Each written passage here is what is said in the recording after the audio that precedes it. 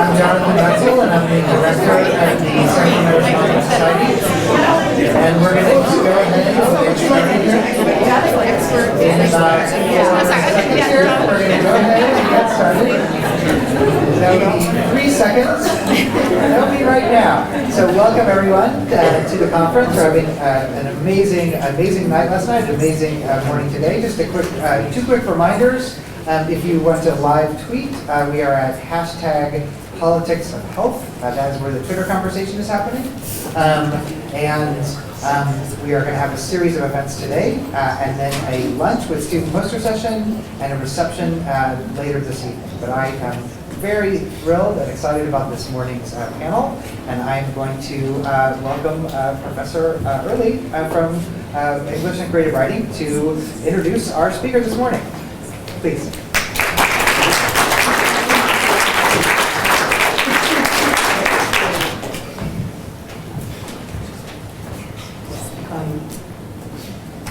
Good morning. Thank you for coming. I'm a little nervous about giving this introduction because this morning my wife called me microaggressive. She often does that, but this wasn't a good day for it. Okay. That was funny when I thought of it. It's my honor this morning to introduce the novelist, memoirist, editor, and professor, Jesmyn Ward. A native of Tulane, Mississippi, Jesmyn earned her undergraduate degree from Stanford University and her MFA in creative writing from the University of Michigan. She is the author of 3 books, the novel Where the Line Bleeds and Salvage the Bones, as well as the memoir, Men We Read. Salvage the Bones received the 2011 National Book Award for Fiction. She has held a Stegner Fellowship at Stanford and served as the Grisham Writer in Residence at the University of Mississippi. Earlier this year, she received the $200,000 Strauss Living Writer Award from the American Academy of Arts and Letters, given every 5 years for literary excellence. Really? She is the first holder of the Paul and Deborah Gibbons Professorship at Tulane University. When I was a small boy in a small town in western North Carolina, slightly more ignorant than I am today, I used to wonder at the differences between the way poor black people live and the way poor white people live. The poor white people were more or less spread out randomly through the countryside of my rural county, while the poor black people lived in neighborhoods of falling down houses surrounded by other falling down houses. These neighborhoods, Carver, Dunbar, and New Hope, lay near the town dump, the prison camp, and the sewage treatment plant. I mean, we were poor, and our house had only 4 rooms, but it was in the country and had a big yard. Sure, we had 2 cars parked in the back that didn't run, but at least you couldn't see them from the road. As I tried to put together a world to live in using an incomplete set of instructions and an upside-down map, I was at first taught to view the poverty of the black neighborhoods as validation of the subtle and not so subtle messages regarding race I received daily from the white community that produced me. Of course, God loves black people, son. Nobody's saying he doesn't. He just didn't see fit to make everybody equal. And son, if you don't believe it, next time we pass through New Hope, take a look at the houses.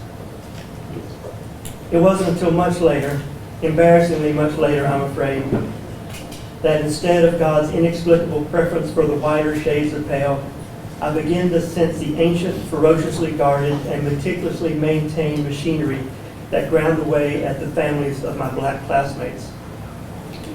I figured out that the best paying jobs in the textile mills and stores and garages and furniture factories almost always went to whites. That it was no accident that the dump, the prison camp, and the sewage treatment plant had been built in black neighborhoods. That the African American poverty I had taken as the natural order of things was not a reflection of poor black character, but of poor white character. This is where the indispensability of art comes in. in the ways in which it illuminates and defines what it means to be human far more effectively than the best documentary on CNN. Some of us have always believed that the right 1,000 words is better than a single picture. Television can show us, for instance, the woman crying out in terror as she wades through poisonous chest-deep water in the aftermath of Hurricane Katrina. But only the artist can take us fully inside her mind and heart, can move her forward and backward in time, and collect and reassemble each shred of humanity carried away by the storm. We've all seen video of families stranded by Katrina waving at helicopters from the roofs of their sunken houses, but save for the misfortune of being trapped in a Category 5 hurricane, only art, in this case, the art of Jesmyn Ward, can place us in the attic of such a house, the water rising fast. Here's Esh, the 15-year-old narrator of Salvage the Bones. The house, Randall says. His voice is steady, calm, but I can hardly contain the panic I feel when the house tilts slowly as an unmoored boat. It's the water, Skeeta says. It's the water. Shit, Daddy yells. And then we're all bracing in the dark as the house tilts again. Water, I say. It never came back here, Daddy breathes. The damn creek. Daddy, I say, and I'm surprised at how clear my voice is, how solid, how sure, like a hand that can be held in the dark. Water's in the attic. The water is faster this time. It wraps liquid fingers around my toes, my ankles, begins creeping up my calves. This is a fast seduction. The wind howls. There was a family, Randall says. We know, Daddy says. 14 of them drowned in Camille in their attic. The house lifts up off its bricks again and rocks. We're not drowning in this fucking attic, Skeet says. I hear a banging again and again. I look up and debris falls in my eyes. He is beating at the inside of the roof. He is making a way. Before I read Jesmyn's memoir, Men We Reaped, had you asked me, a reasonably well-educated, mostly liberal, New York Times reading college professor, if I understood the plight of young black men in America, I might have said, yeah, I think so. The Times is pretty thorough, and I have an online subscription.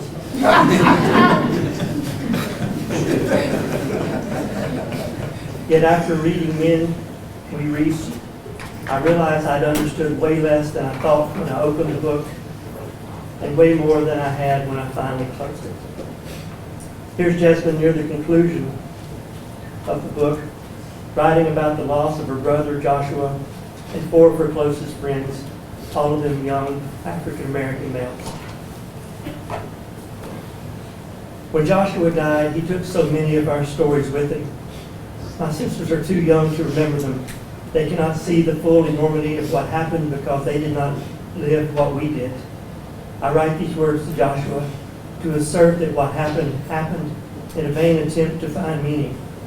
And in the end, I know little, some small facts. I love Joshua. He was here. He lived. Something vast and large took him, took all of my friends, Roger, Damon, CJ, and Ronald. Once they lived, we tried to outpace the thing that chased us, that said, you are nothing. We tried to ignore it, but sometimes we caught ourselves repeating what history said, mumbling along, I am nothing. We drank too much, smoked too much, were abusive to ourselves, to each other. There was a great darkness bearing down on our lives, and no one acknowledges it.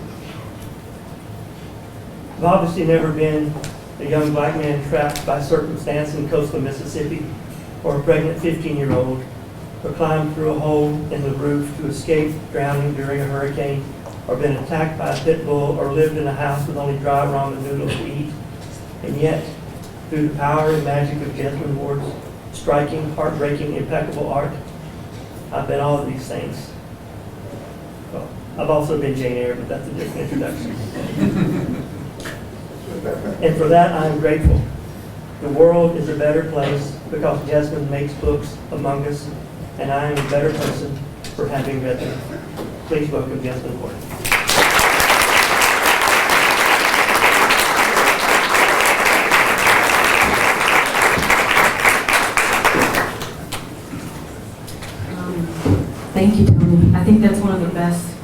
introductions that anyone has ever given me. I guess I'd like to begin by thanking Tony, by thanking everybody that brought me here. I don't speak as loudly as I should, which is why I'm up here wrestling with this microphone right now, because I need to make sure that it's close to me so that you can hear me. But I'd like to thank everyone that brought me here. This is my second time at Vanderbilt, and the first time was lovely and was a really cool experience. I met so many great students and who had read Salvage the Bones and had really interesting thoughts about it. So I'm just happy to be back and happy to be part of this conversation too. And I hope that I add something useful to that conversation. So I'm going to begin in a weird place, but just stay with me because I promise it's going to make sense by the time that I get to it. Okay? But it is. I'm just telling you right now. It's a very weird place. Oh, and you also have to excuse me because I'm trying to get over a cold, but it's super stubborn and it just not want to let me go. So generally, I hate Facebook. On one hand, I think it's a great platform because everyone from my grandfather to my grand-aunts are members, so it's easy to have instant digital access to their lives. On the other hand, it's also a form that, with a format that I think encourages oversharing, it can encourage cyberbullying, and also contentiousness, all in sound bites, because its format frustrates developed dialogue. A stilted conversation that I had with one of my white high school classmates soured my Facebook experience for me, and that exchange was actually about healthcare. This conversation took place when the Affordable Care Act was working its way through Congress, and on my wall on Facebook, I was bemoaning the fact that the law seemed to shore up a faulty system, and that what we really needed was a single-payer system to ensure that everyone, including many people in my poor, Black, Southern community, would have access to health care. To my assertion that many people that I knew had little to no real health care, my white high school classmate replied, "You're exaggerating. It's not that bad." It was then that I realized that my classmate, who was a military brat, and therefore always had access to steady, quality health care, even though he spent part of his junior high and high school years in Mississippi, my classmate had no idea. So I wrote him a reply. I told him that I'd co-signed for a loan for one of my relatives so that she could use that money to pay for doctor's visits. I told him that my siblings and I had no health care for years when I was in junior high and high school, which meant I suffered from chronic migraines, and I was never able to visit a GP or a neurologist for treatment. Now I think about that exchange, and I realize I could have told him more. I could have told him that my sister was pregnant at 12 and had my nephew at 13.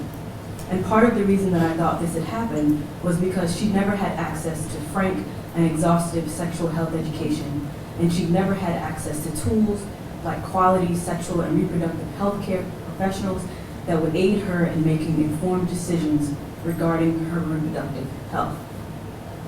Another reason I think my sister fell pregnant at 12 was because she'd grown up in a religious, oppressive culture that chose to ignore the fact that adolescents have sex, sometimes willingly, in my sister's case, sometimes not. And then once that adolescent sexuality bears fruit, this culture complicates and obstructs access to abortion. This culture instead shames her and reduces those like her to a stereotype, a statistic.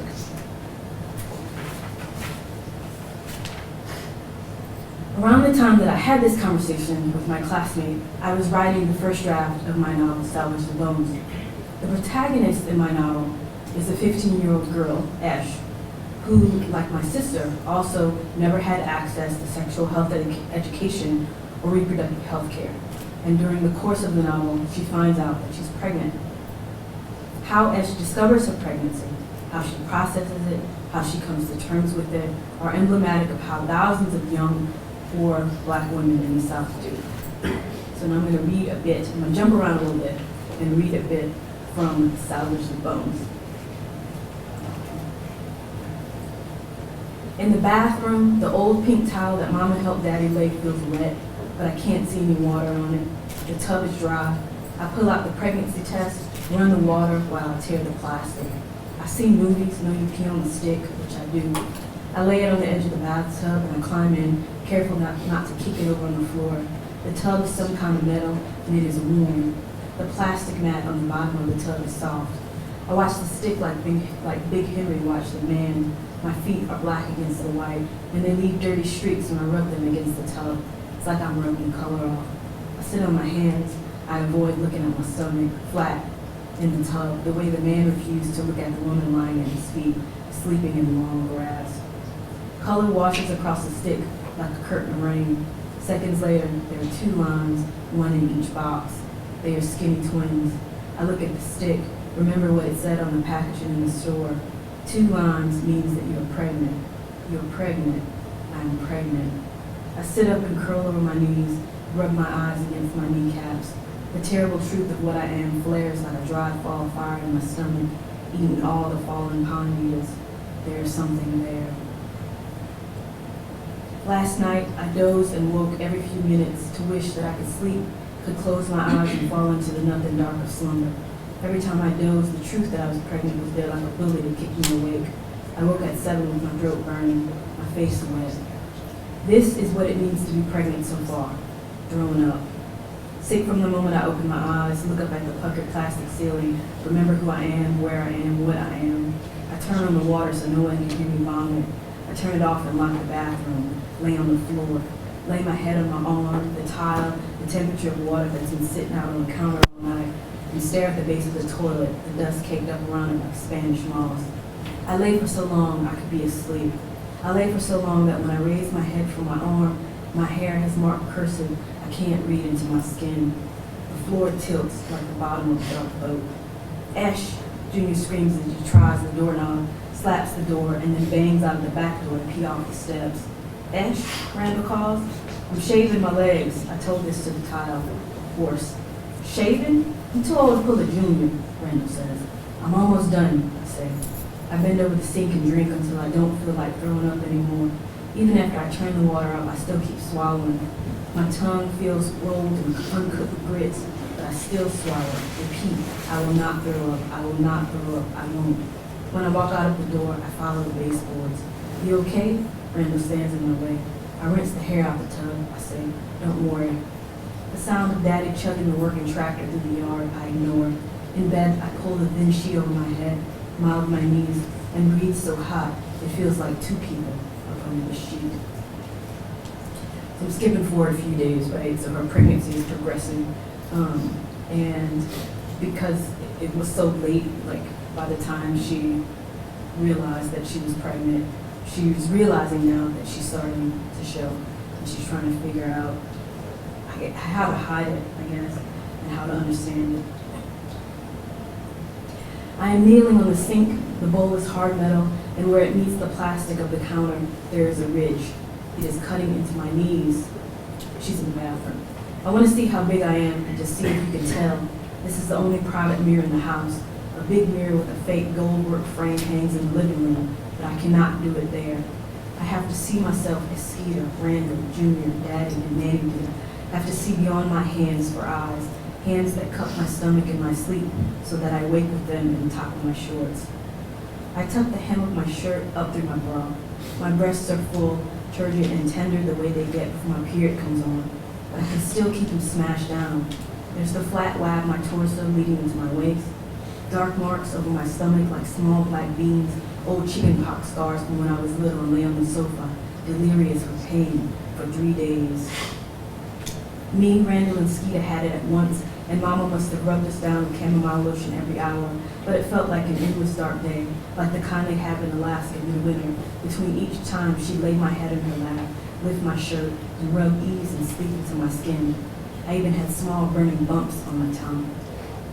Before I became pregnant, my stomach had been almost flat, the belly button an outie, and eyes squeezed shut, the skin dark and spotted darker. I don't look fat so much now, just a little past full. The eye of my belly button is open to a slit. There's a layer of meat around it. I turn to the side, my feet braced on the sink, my toes on the bottom, my butt on my heels, my knees down, and I sit up straight as I can. There it is. It is not a watermelon curve. It is not that large. It is not a cantaloupe curve. It is not that insistent. The closest I can get to it, it is a honeydew curve. It is long and slight. I push with my hands, and it will not sink to dense pearls like fat. Pushes back, water flush and warm. I unpin my shirt. We all share clothes, so it's mostly men's t-shirts for me, loose jeans and cotton shorts. They cannot tell, but it is there. Perhaps Skeeter saw when I walked from the water and put on my clothes, then swim. I do not know, but I will not give him a chance to see again now. I will not let him see until none of us have any choices about what can be seen, what can be avoided, what is blind, and what will turn us to stone. So I'm moving ahead one more time. I'm moving a couple days, sort of into the future. And then, again, I'm reading from a point where Ash is thinking about her choices or her lack of choices. I've heard girls at my school talk. These are conversations I snatch from the air like we take down clothes that are crusted dry on the clothesline. The girls say that if you're pregnant and you take a month's worth of birth control pills, it will make your period come on. Say if you drink bleach, you get sick, and it will make what will become a baby come out. Say if you hit yourself really hard in the stomach, throw yourself on the middle edge of a car, and it hits you low enough to cause bruises, it could bring a miscarriage. Say that this is what you do when you can't afford an abortion and you can't have a baby, when nobody wants what is inside you. In the bathroom, I bend over standing and knead my stomach, knead the melon to pulp, but it just keeps springing back, right, intent on bearing seed. I could find something big enough and hard enough to jump on. Daddy's dump truck hood, Daddy's tractor, one of the old washing machines out in the yard. We have bleach in the laundry room. Only thing I wouldn't be able to find is the birth control pills. I've never had a prescription. Wouldn't have money to get them if I did. Don't have any girlfriends to ask for some, and have never been to the health department. Who would bring me? Daddy, who sometimes I think forgets that I'm a girl. Big Henry, one of the few of our friends who has a car. Manny, teeth in the dark Manny. If I took care of it, he would never know, I think. Never know, and then maybe it would give him time. Time to what? I push. Be different. Love me. These are my options, and they narrow to none. After I wrote my memoir, Men We Reaped, I realized I could have told my clueless former high school classmate more. I could have told him that most poor Southern people I knew not only struggled to gain adequate access to physical health care, but to mental health care as well. I could have told him that I have a cousin who has an undiagnosed severe mental illness, who can't afford medicine or regular psychotherapy, who is shuttled to the hospital whenever he has a particularly bad episode, but he spends the rest of his time outside of the hospital doing things like getting naked in the streets and filling his house with water moccasins so he can keep them as pets. I could have told my former classmate that several young men in my community probably suffer from various mental illnesses and they don't have regular psychotherapy either. Instead of therapy, they walk and walk and walk aimlessly all day and night as they wander their own distorted inner landscapes. That they wear thick cotton hoodies and pants in 100-degree weather as they walk the streets, and that their families are loath to admit that they are mentally ill. That their families disavow that they need psychiatric help by saying, oh, he's just acting out. Or, oh, once he stops using the drugs, he'll be all right. I could have told my former classmate about my own struggles with mental health and depression and self-medication, about my own problems finding affordable therapy. I could have told him that I experienced shame from my family and my community for even admitting that I needed help, shame that seemed entrenched in not only Southern culture, but Black culture as well. And sometimes that shame and that dearth of access has deadly consequences.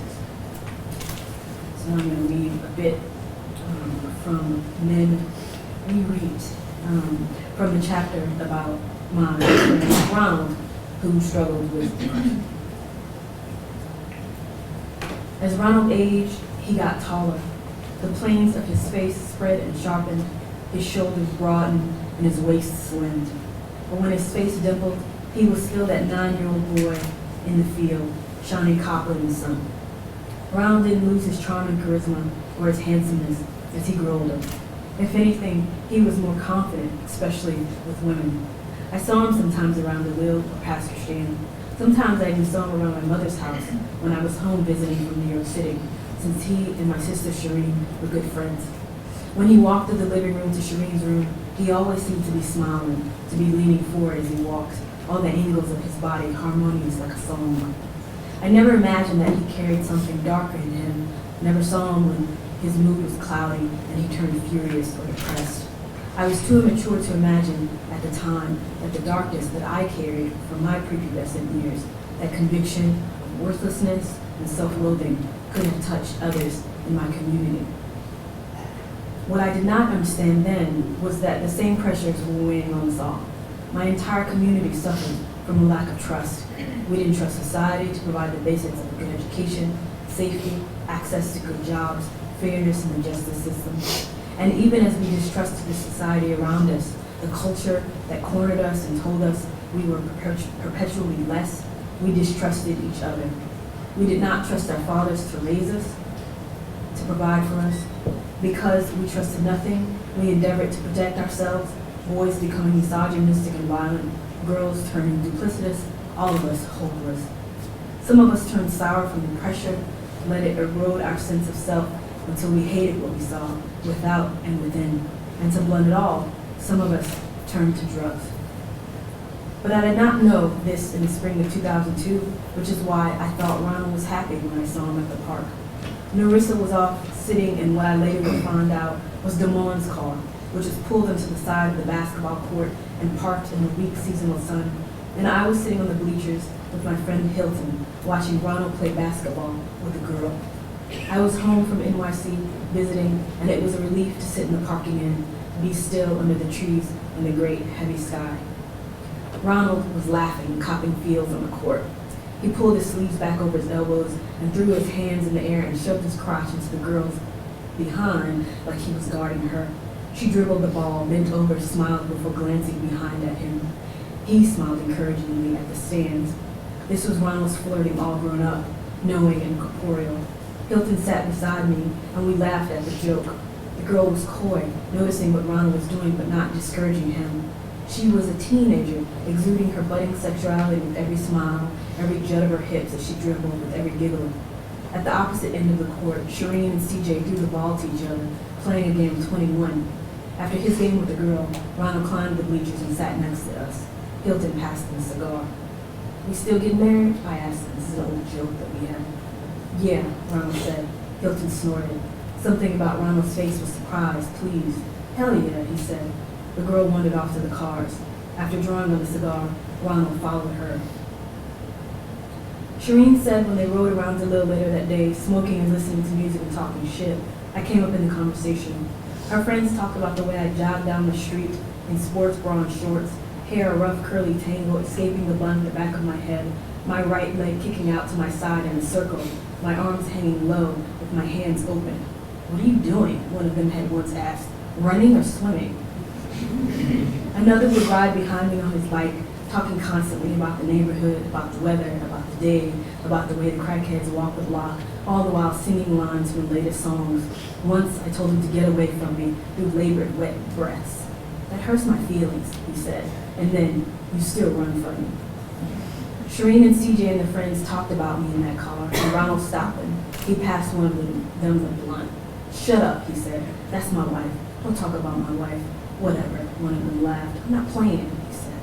They all laughed and parked in a driveway lined with a column of azalea bushes almost tall as a man, and smoked the afternoon away.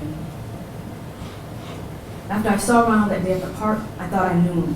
I thought that if I were younger and we were in high school together, Ronald was the sort of boy I'd fall in love with. Funny, confident, charming, a bit arrogant. But there was much I didn't know about Ronald, about his life and how happy or unhappy he was. He was 19. When I saw him, he lived with his mother. They argued, so he moved in with his older sister. After some months, he and his sister argued, but he moved out of her house, and for a stretch of time in the fall, he was homeless, He squatted in an abandoned house until his older cousin, Selena, who was in her early 20s, found out. So she tracked him down and told him, "Kinfolk don't live in the street." Ronald moved in with her. Ronald snorted cocaine, and he hustled for money. This is why he fought with his family. They loved him, wanted him to start working and stop using drugs, but he could not. He knew he could not, which is why he told Selena he wanted to go to rehab. He loved his mother and his two sisters, and his estrangement from them pained him. He felt that he couldn't please any of the women in his life, including his girlfriend. That charm and charisma of his youth were as meaningless as a tonsil or appendix in his adult life. He knew how to navigate the world as a child, but as a young black man, he was unmoored.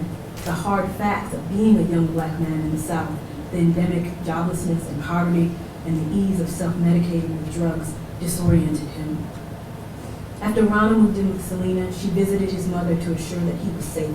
She wanted to let his mother know that Ronald was helping out, was almost a father figure to her son, spending his afternoons taking care of him while Selena worked. She wanted to let his mother know he was okay. Ronald's mother expressed her frustration and helplessness in the face of Ronald's addiction. Ronald took this as rejection. As they lay on their backs on the bed in Selena's bedroom, staring at the ceiling, at a sky Ronald couldn't see, he told Selena, "It's like my mama pushing me in the streets." "Ain't no way, cuz," Selena said. "I feel like they do," Ronald said. "They want you to do better for yourself," Selena said. Ronald closed his eyes, tamped something down. "They want you to get a real job. Do it legally," Selena said. One night, Ronald and Selena took a ride through pasture stand before parking under the wide-reaching oak trees that screened the city park from Scenic Drive, the highway, and beyond that, the beach. My father told me he'd been chased out of that park as a child for being black, called a nigger by the groundskeeper. The beauty of the massive oaks and the water over the southern horizon belied that history as Selena and Ronald sat in the car and talked about Ronald's demons. "I was in my sister's car. I parked it right there," Ronald said. The oaks ignored the beach breeze. "I had the gun under the seat," Ronald said. The Spanish moss in the oaks pulled tight as a flag in the wind. "I pulled it out. I was going to pull the trigger," Ronald said. The moss wrapped around the tree's limbs and caught. And then the phone rang. "It was my sister," Ronald said. "Why?" Selena asked. "Got all these problems," Ronald said. "Like what?" "My girlfriend," Ronald replied. "What you mean?" Selena said. "She be doing shady shit," Ronald said. He thought she was cheating on him and hiding her infidelities. He channeled all the frustration and darkness of his life into their relationship until their love took on epic proportions. "They got too many women in the world," Selena said. "But I love her," Ronald breathed. "I love her to death."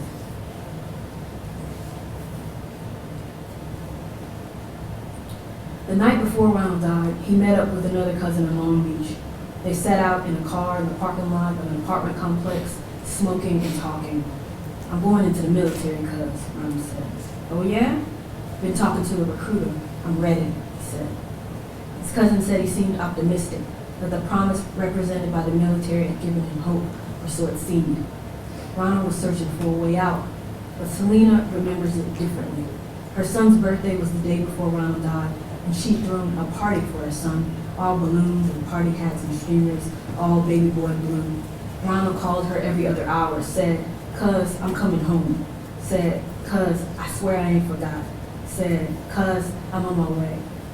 But as the day waned and the party ended, she got another call from one of Ronald's friends who said, "I saw him at the Shell station. He don't look like himself." She looked for him and caught a glimpse outside the station, but something was wrong with Ronald's face under the fluorescent lights. When she maneuvered her car back around to return for him, he disappeared. I don't know all Ronald's demons. I don't know the specifics of what Ronald ran from, what he felt he was outpacing when he talked about going to rehab or joining the military, and if he self-medicated with cocaine so he could feel invincible and believe in a future. I don't know what that debilitating darkness, that nothing that pursued him looked like, what shape his depression took. For me, it was a cellar in the woods, a wide, deep, living grave. I know what it feels like. I know that sense of despair. I know that when he looked down at his copper hands and in the mirror, at his dark eyes and his freckles and his even mouth, that he thought it would be better if he were dead, because then all of it, every bit of it, would stop. The endless struggle with his girlfriend, the drugs that lit his darkness, the degradations that come from a life of poverty exacerbated by maleness and blackness and fatherlessness in the South, being stopped and searched by the police, going to a high school where no one really cared he graduated and went to college, the dashed dreams of being a pilot or a doctor or whatever it was he wanted, realizing that the promises that had been made to him when he was young at All God's Creatures Day Camp were empty, and he didn't have a world and a heaven of options. All of these things would cease. And this is what Ronald thought he wanted. Years later, I searched for and found statistics about mental health in Black people in an effort to understand something about Ronald, about myself, about my community.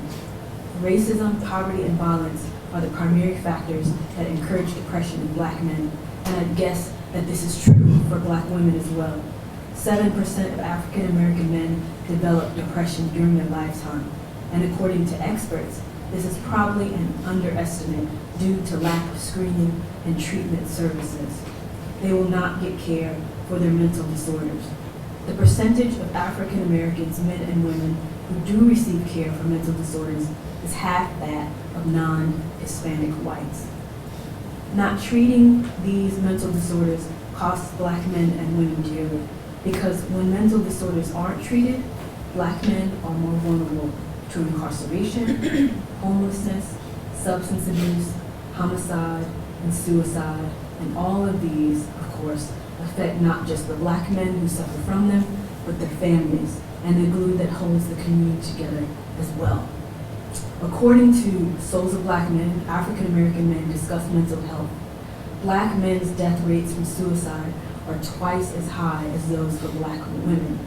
And when Black males ages 15 to 19 years old die by suicide, 72% of them use guns to do so.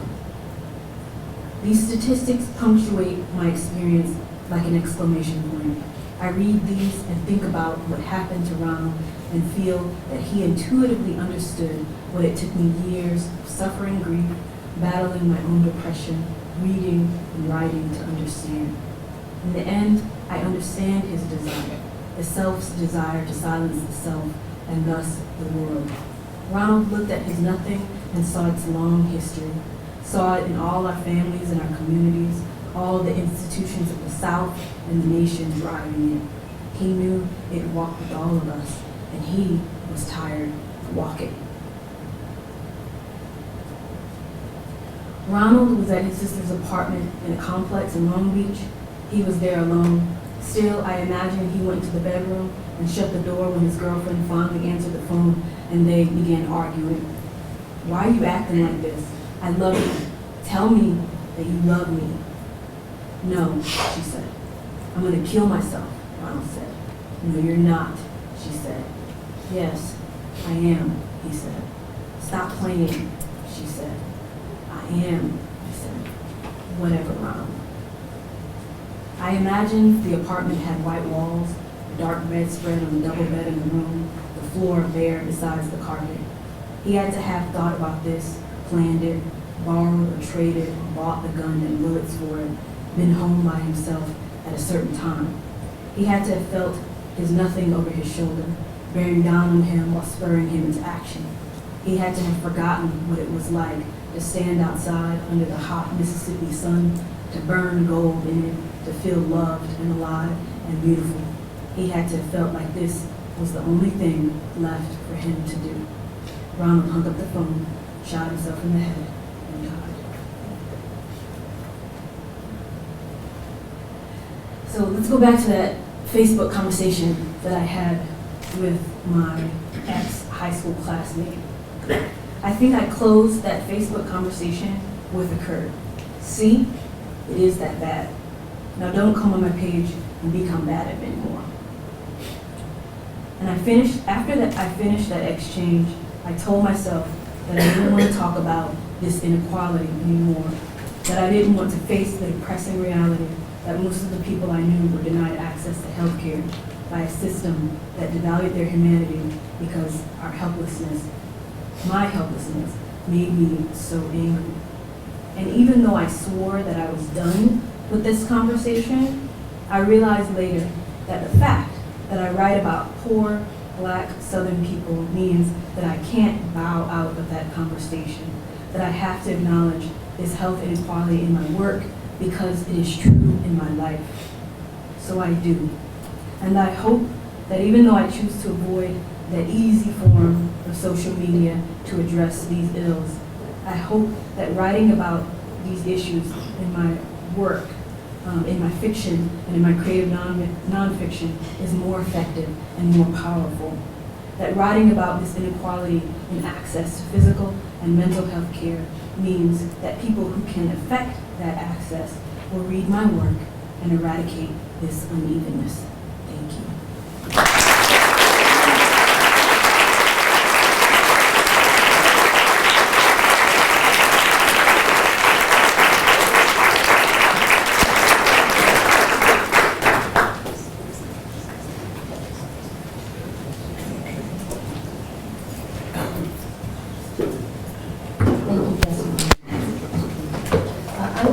I'm the Director of Creative Writing here at Vanderbilt, and I have the pleasure and the honor of introducing two of our MFA students in creative writing who themselves have the extraordinary honor of sharing the stage and the podium with Jesmyn Ward. I'm going to introduce first one, she'll read, then I'll introduce the second, and she'll read. Our first student is Tiana Clark. Tiana is a first-year student in our MFA program in creative writing. She has lived most of her life in Nashville, although, as you'll hear in her poems, part of her childhood was also spent in Southern California. She graduated from Hume Fogg High School, which is just down the road here on Broadway, which is also the alma mater of another Vandy alum and poet, Randall Jarrell. Her BA is from Tennessee State University, where she majored in Africana and Women's Studies. Tiana has published her poems in numerous journals and magazines, including Rattle, a poem for which she was awarded the 2015 Rattle Poetry Prize. She's published in Crab Orchard Review, Best New Poets of 2015, the Adroit Journal, Southern Indiana Review, on and on the list goes. She's a Pushcart Prize nominee. At Vanderbilt, Tiana has, to use a cliche, thrown herself into our MFA program and our entire community, serving as Commons Writer in Residence, advising the Visiting Writers Committee, and working on Nashville Review, which is a student-published and edited online literary magazine. Next year, she'll be the poetry editor. Tiana is also deeply involved in the Nashville community. She serves on the board of our local nonprofit literary center, the Porch Writers Collective. And recently, she's been teaching a creative writing workshop for transgender youth at Nashville's Oasis Center, a project for which she was awarded funding from the Nashville Metropolitan Arts Commission. I asked both Tiana and Kelsey, who'll be reading after her, to give me a sentence or two about their understanding of themselves as Southerners or as Southern writers. Here's what Tiana said. Growing up biracial in the South, other children would often ask me, "What are you?" Perhaps I am still finding the layered answers to that metaphysical question in my work. Through the lens of my own experiences, I explore the question of identity, digging for ontological meaning within distinct and somatic images. Race, spirituality, family, and gender. My obsessions converge in my poems, sometimes to subsist, sometimes to subvert. Peeling and stripping away at each rooted foundation, I look for my place between the classic and modern traditions by breaking and creating new forms. Tiana Clark.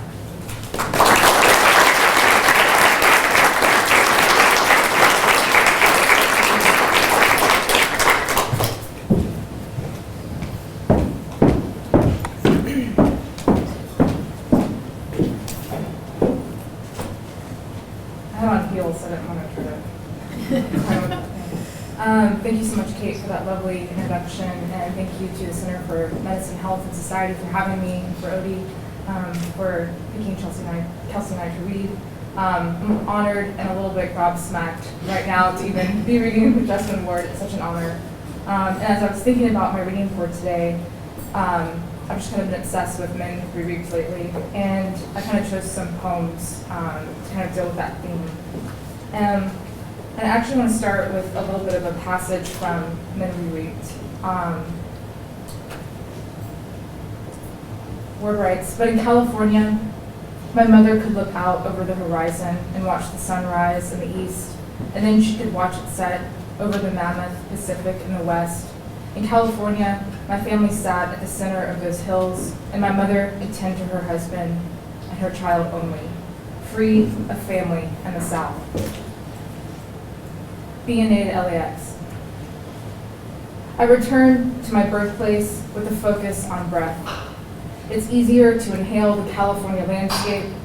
In Tennessee, I live in a bowl of green suffocation.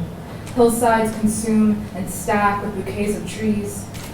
I'm at the bottom, wanting to look up and over, yet driving through the Mojave Desert is smoker's teeth, expansive shades of yellow rust, Seussical Joshua trees, mountain range in the distance, followed by cracked sea floor. The bluest skyline traces the face of the earth for miles as I drive. Now I know I come from the clutter and hoarding, like the makeup and Q-tips that litter my bathroom counter in constellations of chaos. I come from single mothers with big pores like black pepper on their nose.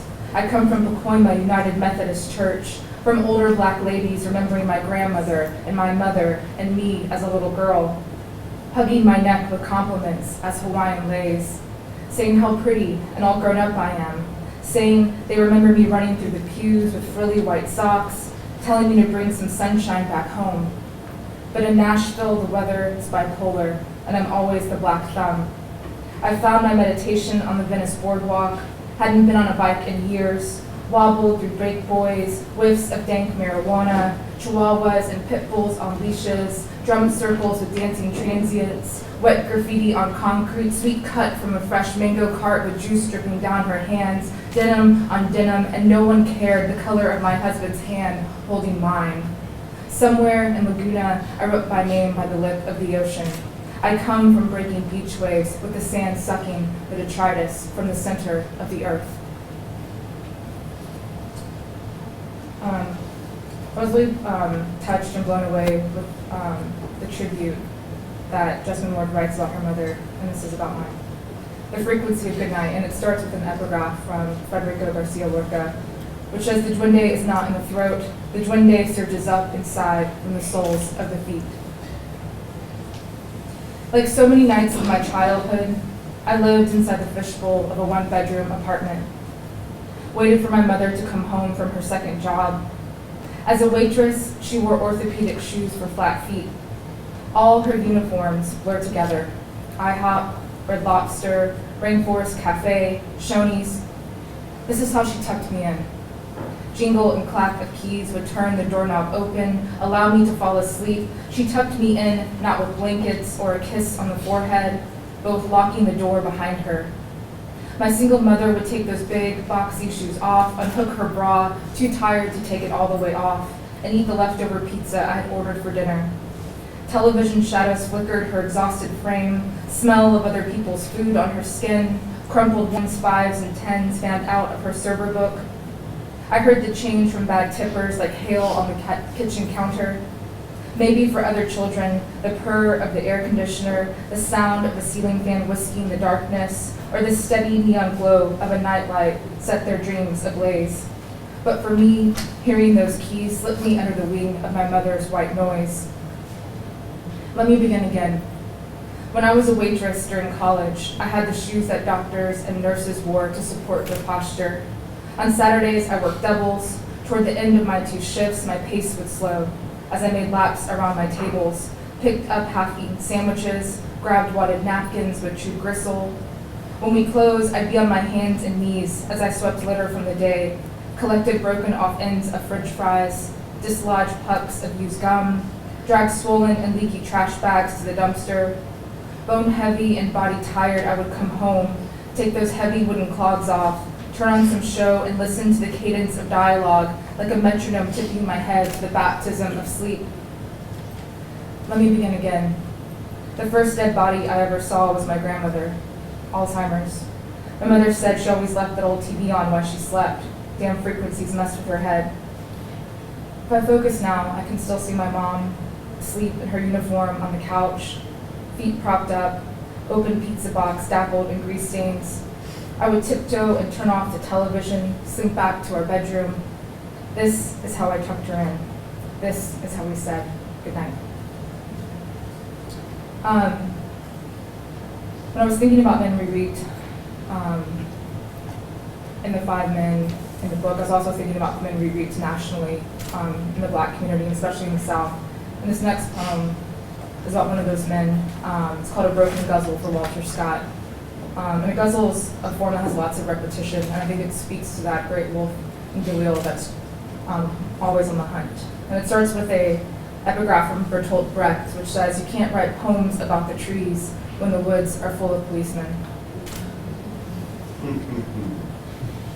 A video looping like a dirge on repeat, my soul a song of bullets in my back. I see you running, then drop heavy hunted like prey with 8 shots in the back. Again in my Facebook feed, another Black man dead, another fist in my throat. You dying on the green grass with handcuffed hands on your bleeding back. Praises for the video, to the witness and his recording thumb. Praises to YouTube for taking the blindfold off Lady Justice, dipping her scales down with old weight of strange fruit. To American eyeballs blinking and chewing the 24-hour news feed, another Black body, another white cop. But let us go back to the broken taillight. Let's find a man behind on his child support. Let's become his children. Let's call him Papa. Let us chant, "Papa, don't run. Stay back, stay here with us." But Tiana, you have got to stop watching this video. Walter is gone and he's not your daddy. Another story will come to your feed, stay back. But whisper stay once more with the denied breath of his absent CPR. Praise his mother strumming Santana with tiny hallelujahs up and down the harp of his back. Praise his mother holding the man who made her son a viral hit. A rerun to watch him die ad infinitum. Again, we go back, click replay at any moment, a video looping like a dirge on repeat. This next poem is part of a larger series where I'm having a conversation with Nina Simone. I was really struck with her documentary, and in it she says, "You can't help, as far as I'm concerned, an artist's duty is to reflect the times." And so in this poem, she's asking me questions and kind of interrogating me about my work. Where are the dead bodies and bullets in your work? Where are the 4 little girls, she asked. I keep finding them by listening to the trees, southern magnolias staring at the faces still hanging, waxy white blooms, as if I can still see the 8 whites of their eyes rolling forward, fragrant. I am ready to find the ruined churches. I have a second stomach now. Now I can look at my dead. I am dictating. Are you tired, my darling, of creating and fighting? Yes, but I need to be here in the room during the workshop. I have to look them in the face and tell them when they are making me uncomfortable. That my body is real, not imagined, not a prop or a seed or a literary device for the white imagination. That my lips, butt, hair curlers, urban slang, long fingernails, arrested, dialectic, burning, erotic, hottentot, blue bandana, Beyonce like liquor, brown whiskey, burning down this room with my noisy stereotypes. And my black gel pen saying, "I am here." Be careful now, they might take that money real quick when you start talking revolutionary. What's your flood subject? The slave ship, war machine. Oh Jesus, Savior, pilot me. Men and poverty. I can't talk about the trees without the blood. This next poem is called Soil Horizon, and it starts with an epigraph. Can't tell I really like epigraphs. From Natasha Trethewey. The ghost of history lies down beside me, rolls over, pins me beneath a heavy arm. My husband's mother wanted to take the family portrait at Cartoon Plantation. I was the only person she called to ask if it was okay. She said we could redeem the land with our picture, my brown skin acrostic to the row of their white. She said, can't we just let the past be the past? I was silent, my cell phone glowing warm against my cheek. I was driving, red light, and go. She said it's practically in my backyard and that her boys played on the buckled fields of green graves growing up. There are so many fun places to shoot. Oh, and that big magnolia is in bloom. Fragrant, milky petals and waxy greens by the red brick house. in the large front porch with rocking chairs tipping back and forth above the mottled stains of Confederate blood. I said it was fine as long as we weren't by the slave cabins. And she laughed, and I laughed, which is to say I wasn't joking at all. She kept saying redeem as if to say, we'll make it acceptable, restore and atone, buy it back, pay it off, or redeem it, she said again, emancipate, liberate, her voice swelling like she was singing and as if we really could. How do we stand on the dead and smile? I carry so many black souls in my skin, sometimes I swear it vibrates like a tuning fork when struck. A staff officer wrote, the wounded in hundreds were brought to the house during the battle and all the night after, and when the noble old house could hold no more, the yard was appropriated until the wound and dead filled that. The plantation was named after cairns, prophetic stones making a mass grave still speaking, how the body leaves its mark on wood, plumb dark and greasy from the shot stippled and amputated. My tongue was cut off when she asked me again, are you sure it's okay? I was waiting at the red light, my cell phone burned from the hot battery in my hand. Even the dark layers of dirt must testify. The Battle of Franklin turned the farmstead to a field hospital. Thousands of casualties during the war for states' rights, the brochure said. And now it's sold out for summer weddings with mint juleps and sweating silver cups, cannon bursts from weekend reenactments, and photo shoots for graduation, pregnant couples, and my new family. It's raining. The photographer is snapping and directing us toward the daffodils in the garden, the shutter opening and closing like a tiny guillotine clicking. I'm staring at the black eye clutching my smile, like drizzle turning my pressed hair slowly back to curls, the water percolating, weathering its way down to the bright green topsoil, fertile with the past, organic and wholly wet as Dixie myth, mixing with iron, clay, aluminum, and revision. Hands in the dirt and undead, turning the silt in the subsoil, seeping further down deep in the dark pocket of earth to the parent material, layers of large, unbroken rocks down to the antebellum base, the bedrock of southern amnesia. Can't we just let the past be the past, she said, her voice swelling like she was singing, and as if we really could. In the portrait, my husband is holding my hand, his hand that dug for bullets as a boy. This is my last poem. It's called Nashville. Thank you so much for having me. Nashville is hot chicken on sopping white bread with green pickle chips, sour to balance prismatic flame-colored spice for white people, or rather, white people now curate hot chicken for $16 and 2 farm-to-table sides. Or maybe they've hungered fried heat and grease from black food and milk, but didn't want to drive to Jefferson Street, or don't know about the history of Jefferson Street, or Hell's half-acre north of downtown, where freed slaves lived on the fringe of Union camps, built their own new country, where its golden age brought the Silver Streak, a ballroom, bringing Basie, Ellington, and Fitzgerald, first-run movies at the Ritz, and no one had to climb to the balcony. 1968, they built the interstate. I-40 bisected the black community like a tourniquet of concrete. There were no highway exits. 120 businesses closed. Ambulance siren driving over the house that called 911, diminishing howl in the distance. Black bodies going straight to the morgue.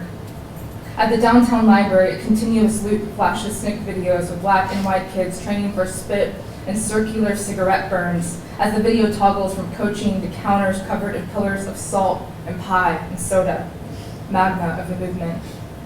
On I-65, there's a two-tone Confederate statue I flick off daily on my morning commute. Walking down 2nd Avenue past neon honky-tonks playing bro country and cash and herds of squealing pink bachelorette parties, someone yelled nigger lover at my husband. Again, walking down 2nd Avenue, I thought I heard someone yelling at the back of my husband. I turned around to find the voice and saw myself as someone who didn't give a damn. Again, I turned around to find that it was I who lived inside the lovely word made flesh by white mouths, masticating mashed sweet potatoes for my mother's mother's mother. Freelove was her name, a freed slave from Warrior, North Carolina, with 12 children with names like Pansy, Viola, Oscar, Stella, and Toy, my grandmother.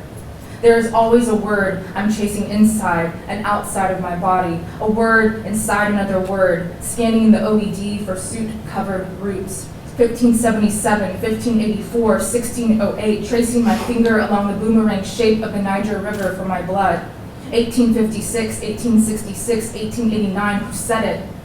A hyphen crackles and bites, then burns the body to a spray of white wisps, like when the hot comb with its metal teeth cut close to petroleum jelly edging the scalp, sizzling southern babble. Smoking the hive of epithets hung fat above the bustling crowd, like black and white lynching photographs. Mute faces, red finger pointing up at my dead, some smiling, some with hats and ties, all business. As one needle-like lady is looking at the camera, as if looking through the camera at me in the way I'm looking at my lover now, halcyon and constant.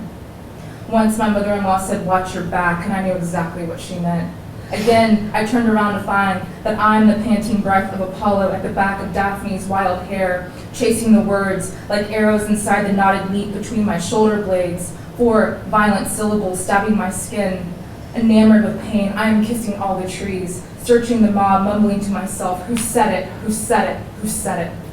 Thank you.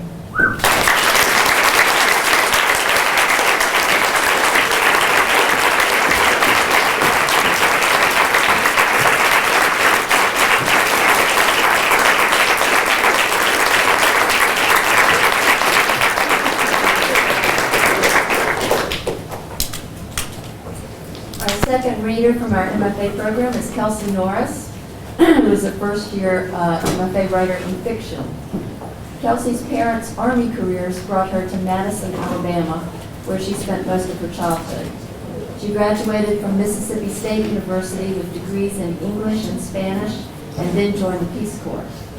For more than 2 years, she served as a teacher, a librarian, and, in her words, not mine, a subpar chess coach in rural Namibia. She also facilitated various girls and youth empowerment initiatives in her village and throughout that country. Kelsey has only been here a semester and a half, but she has generously stepped up to perform all kinds of roles in our graduate program in creative writing. She serves as a student advisor for our Visiting Writers series. She is an MFA Commons writer in residence, working out of North House and Sutherland House. This semester, she's been co-facilitating a series of creative writing workshops downtown at the Campus for Human Development under the auspices of the Room in the Inn program. Some of you may know about that. It's a community housing program for homeless people. And also working with the Global Education Center. Besides all of that, she's worked as an assistant fiction editor for the Nashville Review, and she'll be serving next year as the editor-in-chief.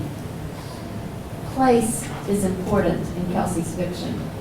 This is Kelsey speaking. My particular brand of fiction thus far is intertwined with the places that have inspired it, from the sands of the Namib to the rural American South.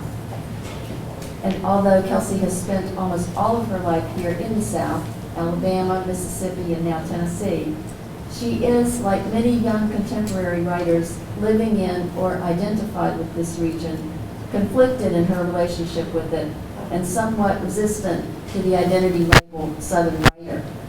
She openly admits to some confusion about, again in her words, that whole fleeing the South concept. Although Kelsey understands her work as characterized by a strong sense of setting and by a particular interest in exploring the effect of the place on characters, these of course are primary features historically in Southern identified writing, the settings of Kelsey's stories vary, moving across global locations. Thus, we would say that she works with the materials of what we now think of as the global South. This is Kelsey again. I wouldn't identify myself as a Southern writer, though I guess that's what I am, and it may be how other people see me.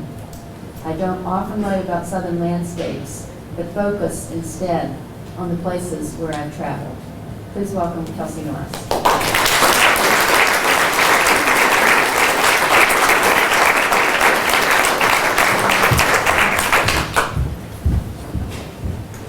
Okay, thanks so much for that introduction. I have the impossible task of following up the readings that we've had thus far. Thank you so much, they were wonderful. So I'm going to read a short story, a bit of a short story. It'll be the middle part. And so the things that have happened in the beginning is basically that the children who live there, their great aunt has come to stay with them. Her name is Mabula. And their parents are splitting apart. And so to kind of distract the children, Mabula's hiding dolls around the house for them to find. And they're small, like the size of army men. They're made of black plastic. And so that's happening beforehand. I'll also be reading their hiding places at section breaks. So that's what's happening there. And I think I read this story in my head with a little more of an accent than I normally speak with. So we'll see if that helps. Alright, this is called Centuries. My parents began to fizzle and split apart, and if my brothers and I sensed it coming, it was a prolonged sort of premonition. They shouted at one another outside, which we liked better than when it was inside. We could watch them through the windows while they fought in the lawn, could fill their conversations with the words we wished they were using, until Mom would shoot us away from watching. She kept us busy with the searching and with our homework and with what she called our re-education. She taught us to place our paper napkins in our laps and to use them rather than the wrists and sleeves we had gotten away with before. She was vigilant about socks, said the cold would seep up into our bones. When we slid them onto our calloused feet, she caught sight of the cracked skin at the backs of our ankles and lost her mind all over again. Under her watch, we rubbed ourselves down with enough lotion to make us dread sweating. Our slick skin reeked of cocoa butter, and we filled up the whole house with a heavy chocolate scent. Early on, she popped Eddie across the mouth for not saying ma'am to her, and then realized that we had not been taught we had to. Eddie got a whole can of condensed milk to himself for it, and she chewed Daddy out for raising us like hooligans. My mother began to stay away, to spend days and nights somewhere other than the house. Daddy's presence felt the same, maybe quieter. We would have looked for both of them, but Mabula kept us looking for the dolls and for ways to keep her happy. She kept us moving, kept us fed and clean, though we fought her on some things. Under her watch, we weren't allowed to let the bath water out between our hurried soaks in the tub. She told us that we had come from the same water, wouldn't have us complaining about it now. As the oldest and biggest, Miles got the first bath, got piping hot water and the feeling of being alone and leaving clean and new. One night, Eddie and I ran for the bathroom, tried to slam the door on the other. I was quicker than him, but he wedged his finger into the edge. I pulled on the handle, and both of us threw our weight into the struggle, leaning in opposite directions on either side of the door, squinting at what would happen when one of us won. The last bath was gray and cold, and when she charged up and found us there, with the door wavering between us, we told Mabula we'd rather die than get in that water last. She told us, that just might happen sooner than you think. You gotta keep trying. Get in the water and wash up before I put you in there together. And so we did. I went first. Eventually, Daddy grew tired of the fuss we were making about it and had a shower installed. We drew the hazy plastic curtain across to shield our naked bodies and began to feel that we understood the necessity of secrets, deserved privacy. The dolls thinned out with our willingness to look for them, and when we did find them, they were in the places we didn't realize Mabula knew we had, in the spaces we were trying to claim as our own. In the sock drawers, our jacket pockets. Before she came to live with us, my brothers and I looked forward to Mabula's visits the same way we did a thunderstorm. She arrived at our doorstep on holidays and otherwise, often unannounced. For the 3 days or the week that she stayed, we saw our parents scramble, felt the power dynamic shift in a way we did not quite understand but cherished. We watched my mother straighten pillows that we normally stashed under the couch, raised eyebrows when our father got dressed for church and threatened to whoop us if we got fresh about it. Mabula let us scurry and mill around her, stepped regally through the space we made. On each visit, she toted exactly 2 suitcases, one brimming with hats and clothes and the things you would expect, and the other full to bursting with food. My brothers and I would gather around the second case, waiting for her to unzip it and reveal the bounty she had brought to us, the meals that would replace the instant dinners we were accustomed to. She would shoo us away, bark at us to line up to get useful. Miles organized us, and we passed the parcels of food assembly style into the kitchen while she unloaded them. She unpacked vegetables, both raw and canned, steeping in their own juices.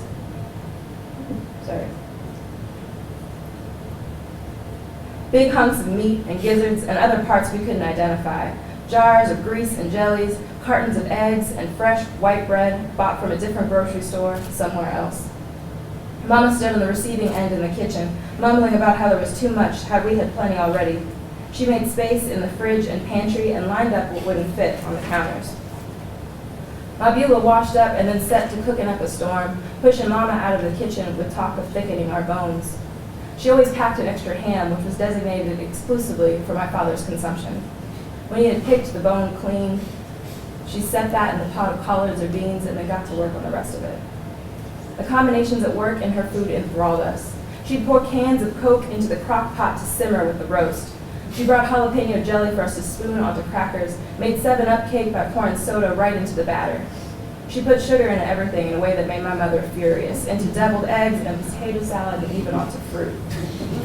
When Mama saw the way that she brought us fresh-cut strawberries one Easter, she was thrilled that Mabula was coming around to the concept of health. Later, when she discovered that the bright slivers were drenched in a gritty syrup, she got mad, barked at Mabula that they were sweet on their own. "Just like you, honey," said Mabula. She winked at us and then went back to the pot she was stirring. We giggled conspiratorially without knowing what we were agreeing with. We stopped short when Mama turned to glare at us, choked down big gulps from our glasses of water, which Mabula had sweetened with a pinch of sugar, too. One year, she unveiled her newest culinary undertaking. She lifted 2 large jars from the folds of her suitcase and held them out for us to carry. Inside, large and grubby somethings bobbed in colored liquid. My brothers and I spun the jars in the kitchen, trying to guess what was inside. The liquid in one was a dark, thin red, the other the bruised color of a storm cloud. "Well," she asked us, knobbed hands planted on our hips. We looked around at one another, back at the jars. We shrugged our shoulders, shy at the fact that we couldn't guess her game. "Kool-Aid pickles," she said. She smiled, held up one of the jars to us so we could take a better look. Mama made a noise in her throat and left the room. My brothers and I were ecstatic. The prospect of 2 of our favorite things mashed up into such an unexpected union felt to our young souls like the world opening up to us, like the universe showing us its hand. Mabula bade us wash up before we could try them, and when we came back to our plates, she had cut 3 spears in half and given us both flavors to try. We gazed at the Susian meal before us, at the green trying to break its way through the dye, at the fleshy insides, the seeds stained pink and lavender, at the pool of liquid puddled beneath both of them, combining to a blush in the middle of the plate. We grinned and put the halves into our mouths with our fingers, bit down. Mabula watched us, looking between the 3 of us expectantly. It's hard to say what happened for Miles or Eddie, but my mouth was thrown into turmoil. Mabula had poured out the dill brine that the pickle had once belonged to, had filled the jars instead with a sickly, sweet punch of imitation fruit juice. The result was a syrupy exterior, then a sharp brush of vinegar. The flavors charged up against each other, and I tried rolling it across my tongue to find the parts that might have harmonized. The clash was the point of it, perhaps. I gulped it down, tried to keep my face straight for Mabula's sake. She was watching us, her expression growing more and more sour with each passing moment. I looked at my brothers and the wetness in their eyes and knew the game was up. We looked down at our remaining halves, looked up at our expectant great aunt. "Well, fine," she said. "I hate it for y'all." She snatched up the jars and replaced the lids. She huffed back over to the sink and turned her back to us. She did not, however, take our plates. We looked at each other and steeled ourselves, ate up the last pickle half, and grimaced as much as we needed to while she couldn't see us. We spent the rest of our visit trying to make it up to her, eating the cracklings and liver pudding she served up to us with gusto. She left the jars of pickles on the counter, and occasionally we would sneak one out and feed it to the strays that gathered out back. We wanted her to see them disappearing, but even the dogs thought about letting them alone. Behind the curtains, the sponge tin. "Do you know the kind of women we come from?" Mabula asked me this sitting on the edge of the bed one afternoon. I had run into her room and slammed the door behind me, and I heard her shout from the living room before I even started crying. I collapsed onto the bed and sobbed, aware all the while of her approach. "Esther Ann," she warned, coming to me. Mabula did not suffer slammed doors or tears, especially from me. Her heavy steps tromped down the hallway, making Mama's wedding chattel rattle in its cabinet. When she threw open the door and found me there and began to coax me from my misery, I tried to hiccup my tears down to answer her, but felt the raw pressure of the bed on my chest again and sobbed anew. 6th grade was a year of preoccupation with my burgeoning body. Femininity had caught hold of me early and held on so tight I couldn't get away from it. I'd stand in the bathroom mirror, frowning at my reflection and gently massaging my new breasts through the fabric of my shirt. The skin across my chest, once smooth and even like my brother's, had gone tight and hot and painful. Tendons from my spine or somewhere else at the back of me had crept forward and knotted up just underneath my darkening nipples. I understood that breasts were coming to me, was excited for what they might mean for who I was becoming, but the sharp ache of them was something I was not prepared for, had not been prepared for. I was aware of their onset at all times, even while I slept. They hurt worse when I touched them, and I did so constantly. But Miles had caught me at it. He opened the door and saw me standing there, 2 hands gripped around him like I was holding something in, and the 2 of us froze. We waited. I like to believe that he considered compassion for a moment, that he contemplated closing the door again and leaving me be. What he did instead was laugh, a great demonstrative laugh, where he screwed up his face and pointed his finger at me and hooted and called for Eddie. "What do you got there, Esther?" he asked, and then, "You know they'll stay put on their own, don't you? Even without you holding them there?"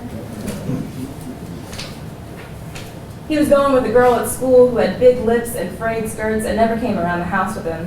I imagine he thought himself grown now that he had maybe seen breasts, poked at them once or twice. Before Eddie could get there to pick at me too, I shoved past him and ran to the shelter in Mabula's room to mourn the things that had come to me. After I'd gotten through the telling of it, after I'd relayed the events as best I could, Mabula took a deep, tired breath. She looked at me for a minute, softer now, and she asked me, "Do you know the kind of women we come from?" I looked for a way to answer her, thought back to when I had last seen my mother. The day after Eddie's birthday, she had come, holding on to a man we hadn't seen before. Her face was shiny and bright, but she still smelled like her own old self. The man held out his hand to Eddie. He said, "Happy birthday, son."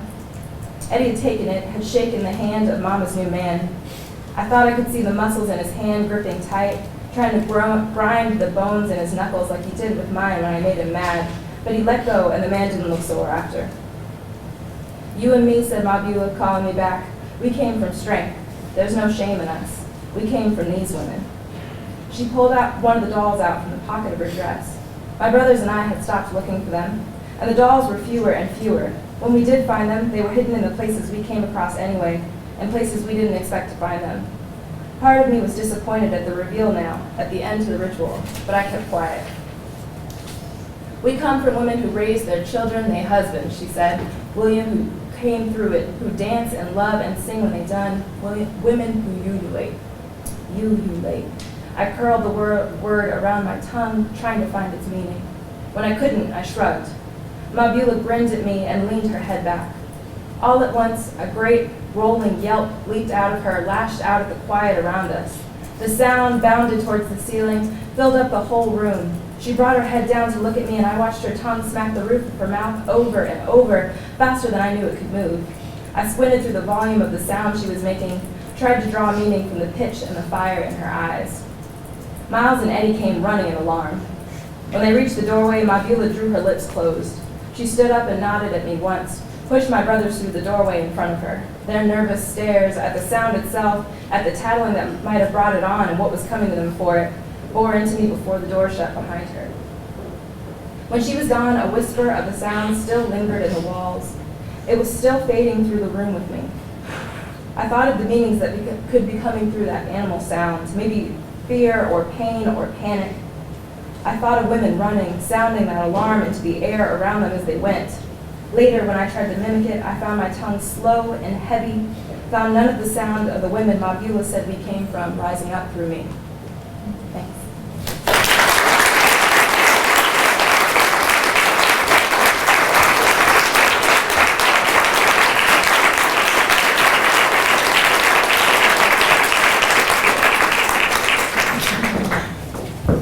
So we're not going to have a formal panel response. We're going to have a Q&A instead.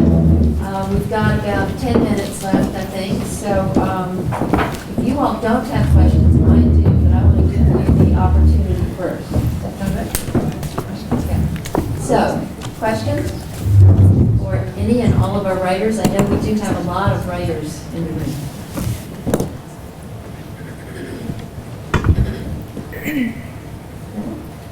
Well, then I'll give them one to start with. How does that sound?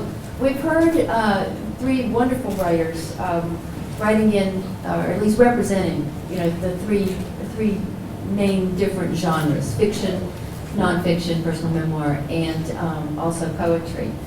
And I guess one of the things that crossed my mind as I was thinking about what we would all hear here today, and then also as I was listening, was this. A similarity among these writers, besides the obvious things, they're all women, they're all from the South. They all use the South in some way in their writing, or the South is a feature of their writing, is that although they each write out of their personal experience, they're writing with broader implications, with a broader agenda present in the work as well. And I wondered if you all might say a little something about the extent to which you all are aware of that, either as you're writing or possibly in the pre-writing sort of preparation and planning stage. Is it something that's just there, a natural feature of your writing, or is it something that you're thinking about consciously and conscientiously?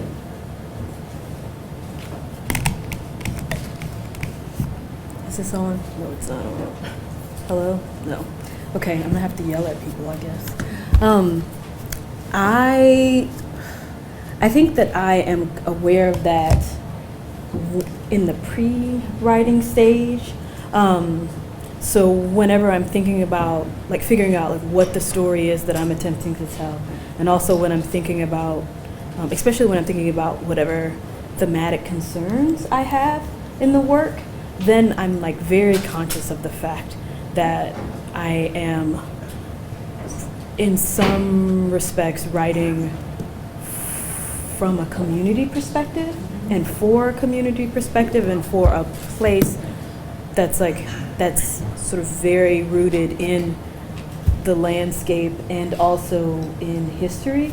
But once I figure out, I guess, the seed of the story that I'm attempting to tell, and once I like get into the actual like process of writing, in my fiction I don't think about, or at least I try not to think about audience anymore, or the fact that I am writing for and from this like larger community, because I feel like it complicates the writing process for me and it makes it too difficult, and that it's easier for me to write if I just focus on the story and focus on like living in the story and like facilitating like whatever it is, like making sure that it like comes alive. I feel like with nonfiction, with nonfiction, I am still aware of the place that I'm writing from, the community that I'm writing from, and I think the difference is that I have to be aware in creative nonfiction because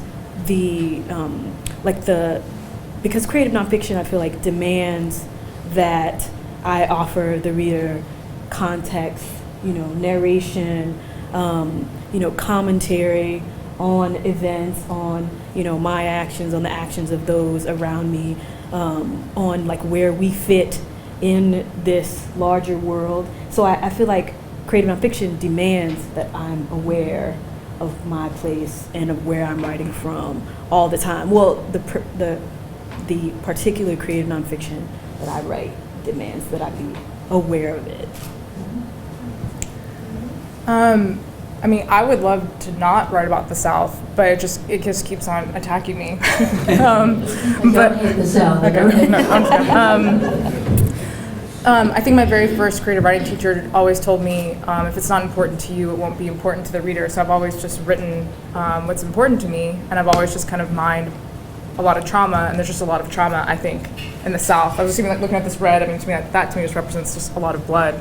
Now I'm taking Dr. Houston Baker's class, and we've been talking about post-traumatic slave syndrome and just kind of the effects of that. And I just kind of see that permeating throughout my work. And it wasn't something I was conscious of when I started writing. I think now that I'm matriculating and trying to think about what I want my first book to look like, I'm thinking, about also, it's a balance of, I think Baldwin called it the burden of responsibility, I think, of being a Black poet.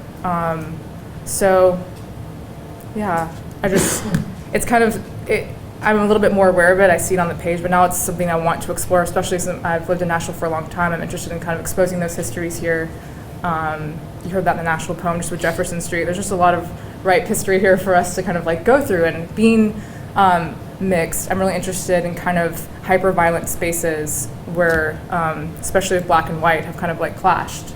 And I just think that's something very unique to the South. And yeah. I got a little lost in those, really well-worded answers. Is the question basically how much have we found the South creeping into our writing? Well, the original, I mean, you can answer however you want. The original question was sort of how conscious are you as you're writing of any sort of other agenda, broader agenda, or broader desire out other than your personal experience as you write?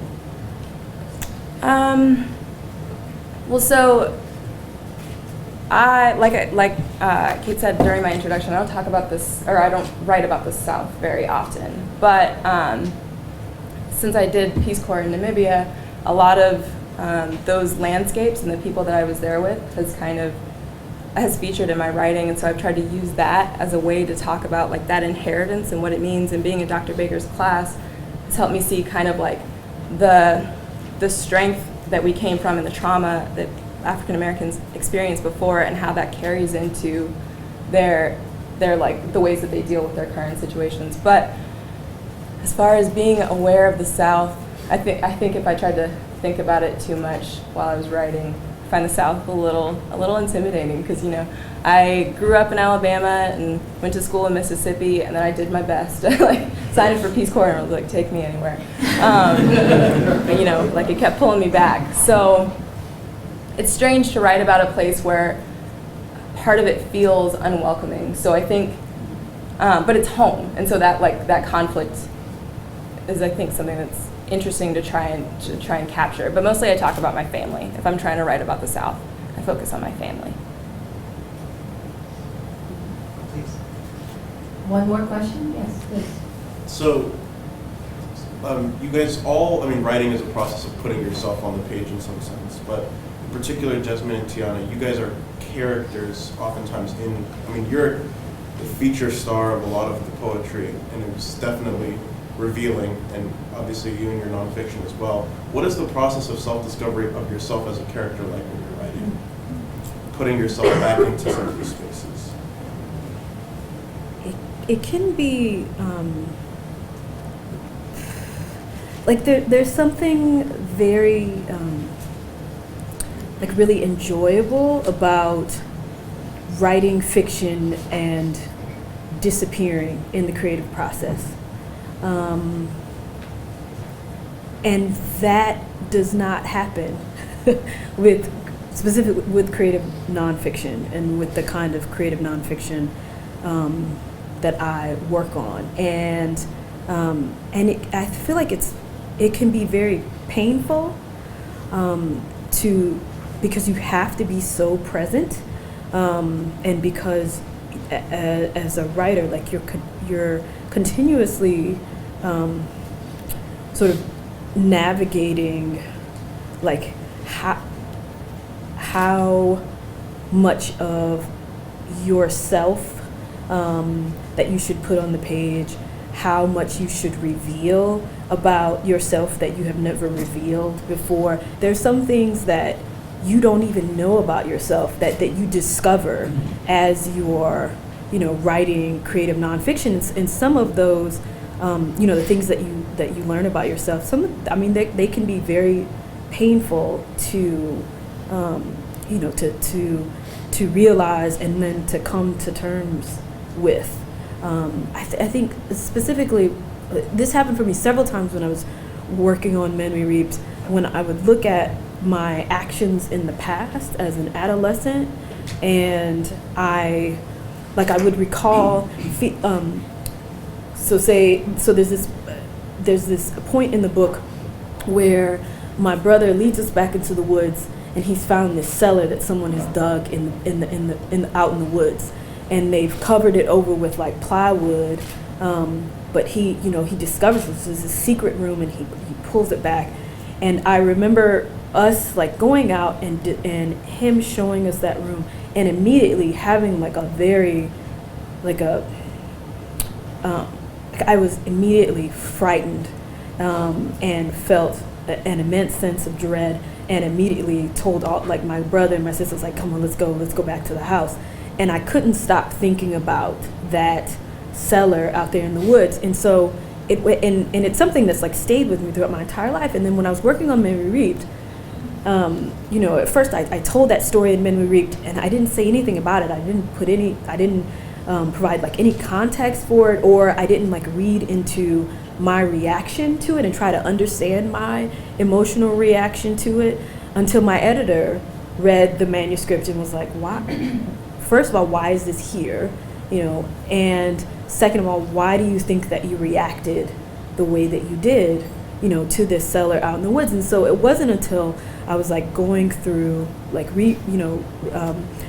working on like the big revision of the book that I then had this like revelation, right, about who I was in that moment and about what that cellar meant to me, and I realized that cellar then became a symbol for everything that I dreaded about growing up as, about being a Black woman in the South, right? So, violence, sexualized violence, just like general occupational oppression, like all of those things were for some reason for me were like wrapped up in the symbol of in this cellar. And so I didn't realize it until I went through and did that big revision. And at the time that I was working on the book, I'm in my mid-30s now, so it was like 3 years ago or so, and I'd never realized that, like my entire life. And so I think it can be very painful, right, to work specifically on creative nonfiction which is a form that demands that you have these like revelations about yourself and who you are and how you've navigated this world like again and again and again, and specifically in the South, as a Black woman, like I think that that those revelations, like they are often painful. I can't think of like one revelation that I had while I was writing this book that was like pleasant. Like they were all horrible. We're a little bit over our time, so we're going to have to cut it off now, but I know there's a few minutes for you to come up and speak with our panelists, and please join me in welcoming and thanking them again for such a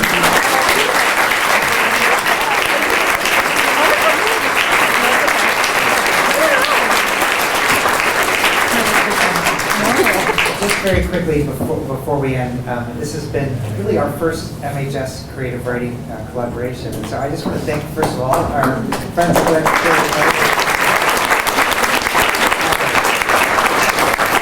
also really just an open invitation to everyone. We're going to be having a panel next on really social justice and health. We've got a lunch today that's a student poster session. Students have been working all semester on poster presentations. That'll be in Alumni Hall. And then we're having a party today at 5:30 at MHS. This is really an open invitation to everyone. We're going to have a band, champagne fountain, disco ball. I'll give you stuff like that. So really an open invitation to continue our conversation. So let me just thank our amazing panelists and Professor Ward for attending.